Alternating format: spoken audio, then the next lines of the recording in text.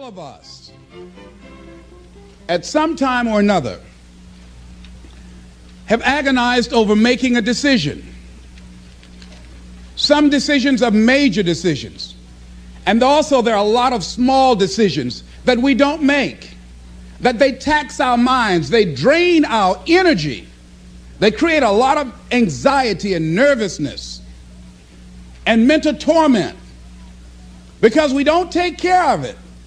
We decide not to decide, which is a decision. Deciding to decide, to act, is a major, major challenge for all of us at different points in different areas of our lives. And there are things that happen to us along the way, experiences that we have that prevent us from working through the mental block of acting, of doing those things that we know we ought to do. And so what I want you to think about is, what is there that you know you need to do, that you want to do this, but for some reason or another, you've been holding back. For some reason or another, you just have not been able to gather your nerves or be able to work through the procrastinating or putting it off or justifying or blaming. Some reason or another, you just haven't done it. And you know you ought to do this. You really want to do this, but you don't know why you haven't done it. Anybody know what I'm talking about? Raise your hand, please. Okay, then I've got company here this evening. I'm not talking to myself. Now, first of all, we know that this is not easy. Because in order to begin to reinvent your life, you've got to make a conscious, deliberate, determined effort.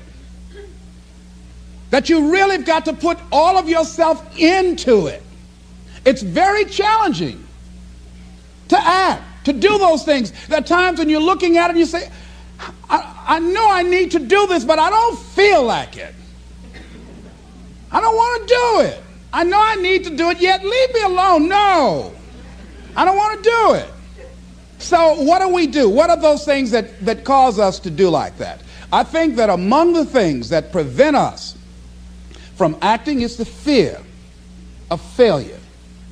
And if you've already failed, you don't want to fail again. The pain of that, the disappointment, the fear of loss is another thing.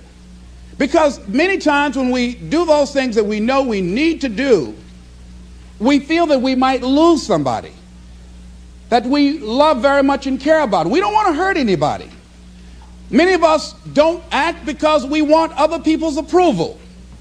We want everybody to like us and to accept us. And that's not possible.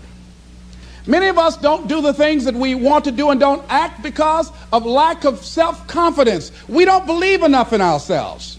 I have a friend who's been working on a job where she's miserable, talented, wants to go to another place that she can do what she wants to do and make the kind of money that she would like to make, and had some offers.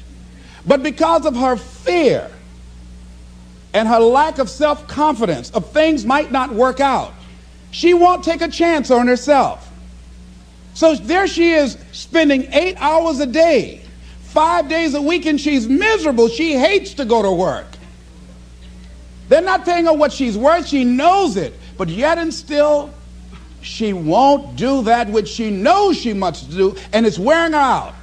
There are a lot of people that their jobs are making them sick because they won't act. You check out the absenteeism and the people that are depressed. You see them coming to work angry. How you doing? I don't know. Just leave me alone. It's not even 9 o'clock yet. You're talking about good morning.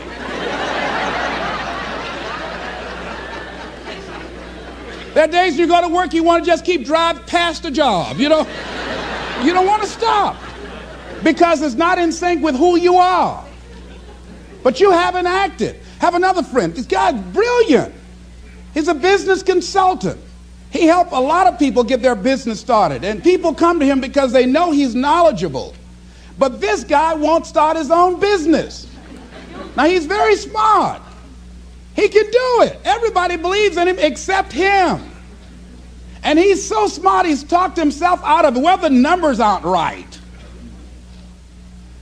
And so there are many reasons why we don't act. There are other things, though, that affect us is that not wanting to take personal responsibility. We want somebody else to do it.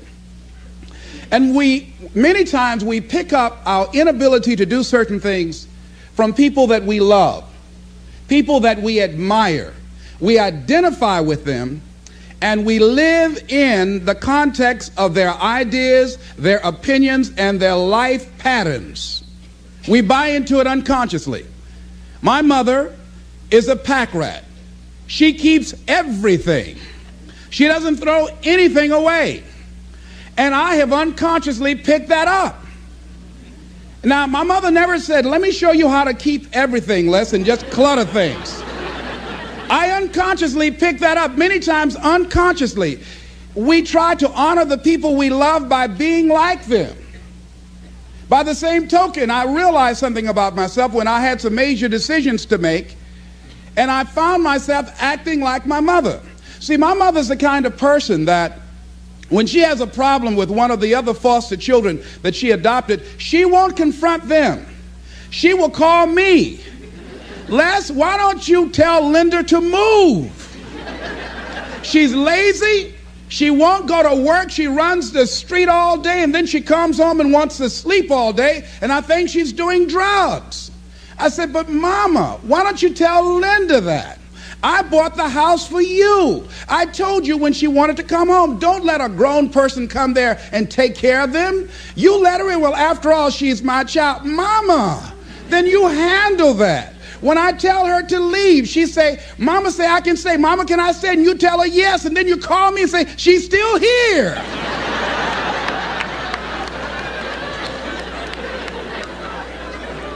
Why worry me with this?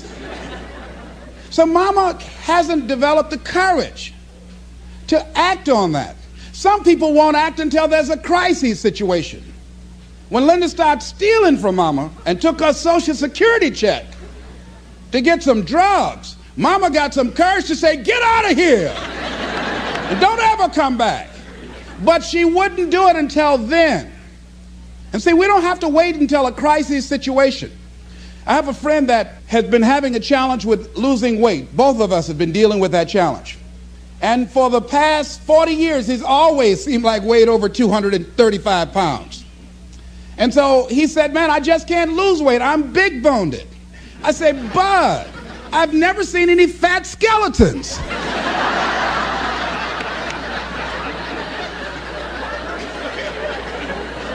No, you need to act on your health. You can change this. You don't have to go to your grave fat. We're all digging early graves without teeth. We don't have to do this. They need to have a support group around M&M peanuts. You want a support group on something, and throw Snickers in there too. Bud and I can tell you about the help we need with that. So what happened with Bud, though, he became ill a few weeks ago. See, Bud in the last few weeks has lost more weight than he's ever lost, even when we were competing with each other, betting a lot of money. But what happened was, Bud became diabetic. He went into an insulin shock. He didn't know that he was diabetic. His blood sugar became high. And the doctor said to him, you are diabetic. You're going to have insulin shots every day. You're going to have to change your diet. And let me tell you what's going to happen if you don't do what we tell you to do. Number one, there's a possibility that you can become an amputee. Number two, you can go blind. Three, you can become impotent. Bud, say, help me.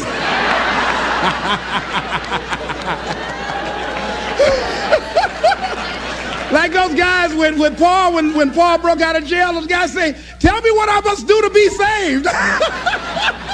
Bud wanted to be saved. I said, Bud, you want one of my peanut butter and jelly sandwiches? No. I said, Bud, I can't believe you're eating vegetables, man. You're exercising. He said, that's right, and jogging in place too.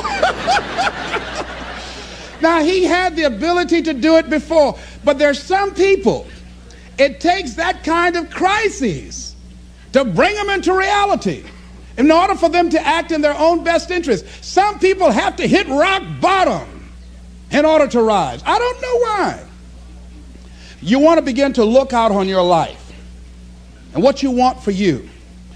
And I think that when we begin to focus in the area of what does it take for us to act, I think we can say events can inspire us to act, like that particular event in his life.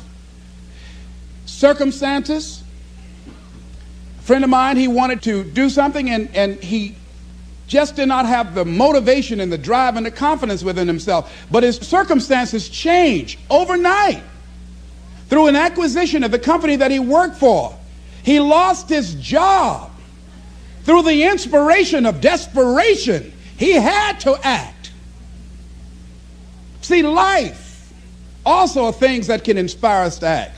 See, if we don't have the courage, and that's what it takes, courage. It takes guts to do that which you know you need to do. If you don't have the courage to act, life many times will move on you and make you act.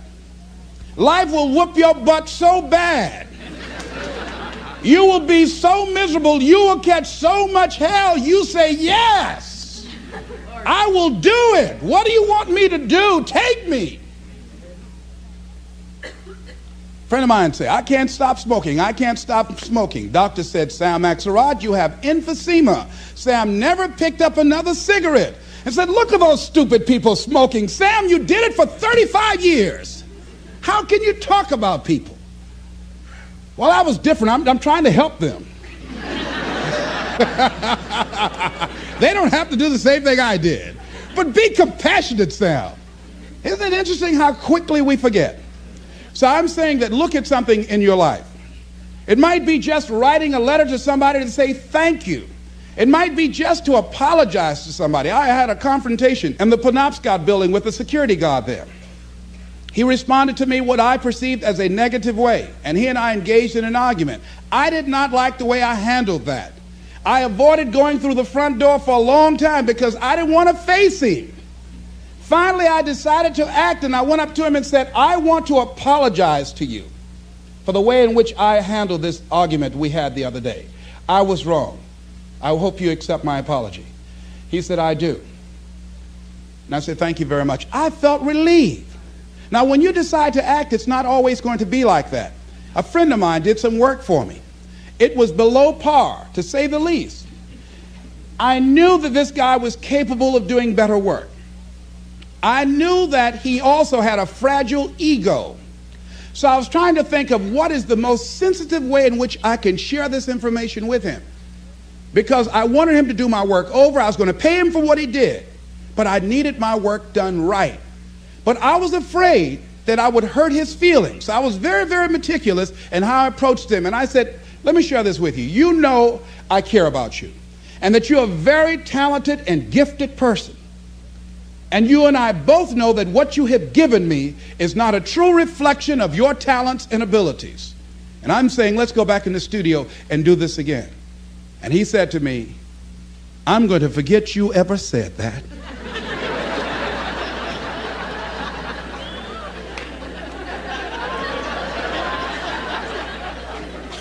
I was wiped out. He never spoke to me again. Now, when you decide to act, you're going to have some people like that. We're no longer friends. I lost sleep over that, ladies and gentlemen. I said, I can't believe that. I remember sitting up one night looking at the phone. I said, I got to call him. He said, no. Then I said, no, forget that. I called, man, look here, we've been knowing each other too long to allow this to come between us. He said, don't call me anymore, and hung up. And then I wanted to think about what can I do to make it up to him? And then something came to me, Les, what do you have to prove? See, many things we don't do is because of the fact we want people to like us. There's some necessary losses in life. When you decide acting in your best interest, you're going to lose some friends. Everybody's not going to approve of you. There's some people that won't like you. Who do you think you are? You're arrogant. What do you think you can do? You think you can get away with that? You're selfish. Thanks, I got that. It's my life. And so what I'm saying to you is that as you begin to look out on your life, this is challenging. This is not easy, acting. So what are the things that we can begin to do to harness our will? Number one, you've got to bring it out and look at it. You got to take the power out of it. You've got to expose it to the truth. And the truth is that it has no power over you. So write down something you want to act on, but for some reason that you've been holding back, and look at it. The next thing is, ask yourself the question, is it helping you to continue to put it off? If it's an asset for you to continue to procrastinate, then continue to do that. But if it's a liability for you, if it's causing you some mental and some emotional challenges, or perhaps a financial problem, look at that. Examine that for what it is. Next step, ask yourself, what's blocking you?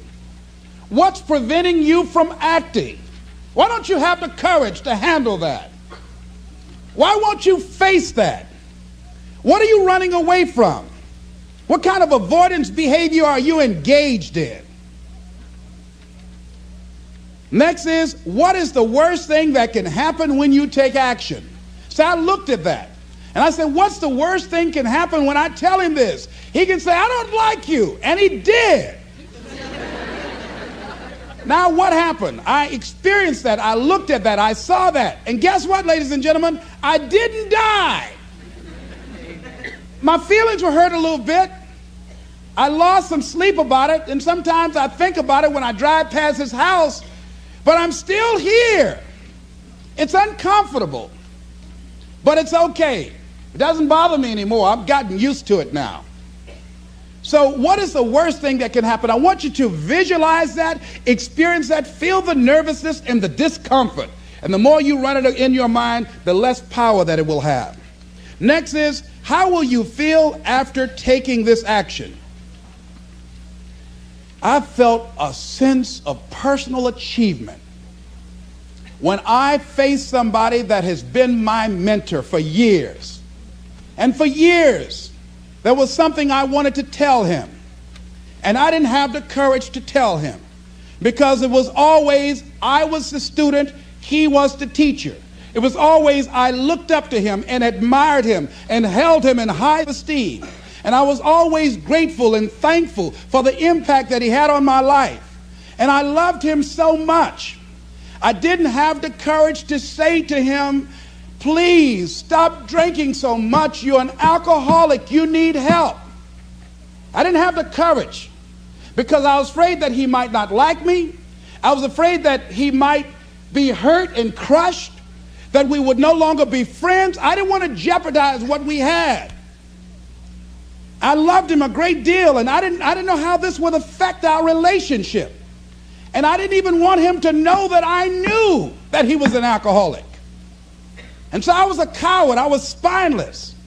In the name of love, I did it to justify to myself to stop from helping somebody that I loved from dying. I said, I love him so much, I just can't tell him this. I don't even know how he would handle it, to know that I know that he's an alcoholic. And finally, after years, I developed the courage to face my teacher, my mentor, who has molded me, who looks at me now and wanted to do what I'm doing now and did not do it. Came at a different time, and it wasn't time for what he brought. And he's living through me. And I had to face this man who's been like a father to me and say, I got to tell you something. You've got a problem. I love you very much. Please stop drinking. You're killing yourself. It's not just social. You do it every day. You need help. And whatever I can do to support you in that, I will. But please stop. And he looked at me, and I had no idea how he was going to handle that. And first there was like, I dare you. And we just looked at each other.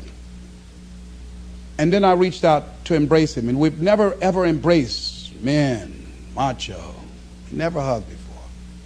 I hugged him, and he just stood there with his arms straight. He couldn't raise his arms to hug me back. And he was shocked. And after he got over the initial shock, when he could bring himself to speak, to maintain his composure, because he could never afford to let me, his student, see him vulnerable or admit that I was right. He said, I'll be seeing you. And I said, yes, sir. I said, tell your wife I'll be by the house to see y'all before I leave. And when he walked away, at first I was very depressed about it. And I said, well, maybe it wasn't my place to do this. And you know, when you act, you're going to have some second thoughts. And then I said, no. I did what I felt.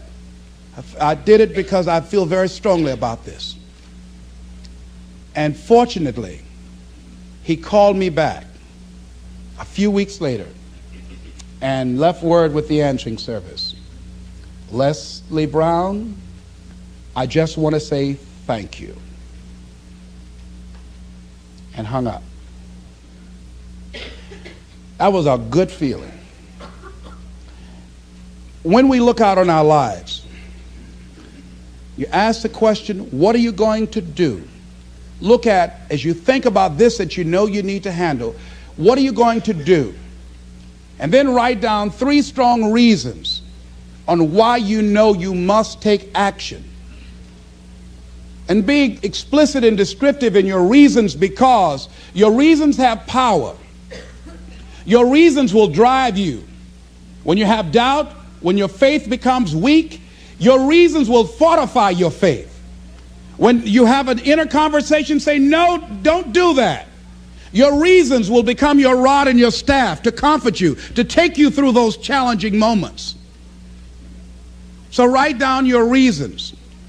And what you will find, that when you decide to act, when you decide to take life on, and let me warn you, it can be painful, it will be uncomfortable, and that's where the growth is. When you're uncomfortable, when you're stretching out, when you're taking life by the collar, you're going to get thrown to the ground again and again and again. But when you have determination, and you know that what you're doing is right, it gives you your life, it gives a special meaning and power to you, you will have some power from on high. You will discover some things about yourself that will begin to electrify your personality.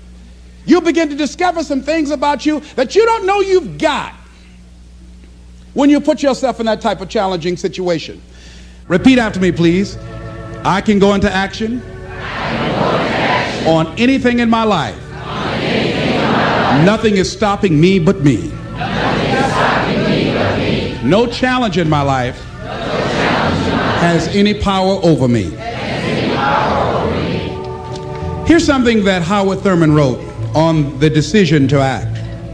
He said, it's a wondrous thing that a decision to act releases energy in the personality. For days on end, a person may drift along without much energy, having no particular sense of direction and having no will to change. Then something happens to alter the pattern.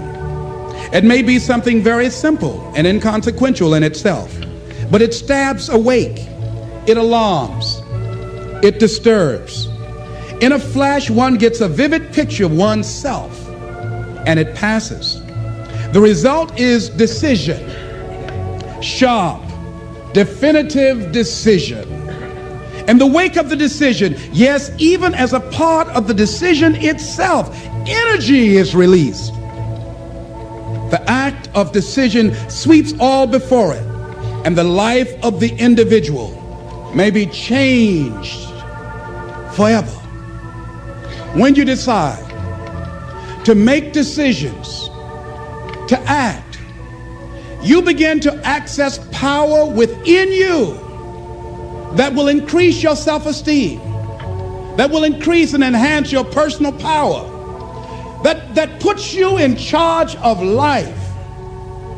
And life has a whole new meaning for you. There's a sense of personal freedom. Doesn't mean you're not going to have any struggles. Doesn't mean that you're not going to have any challenges. Doesn't mean that you're not going to suffer any defeats. No, doesn't mean that. But what it does mean, that you're putting yourself in the position to grow. You're putting yourself in line with your higher calling and your higher self. And that's what life is about.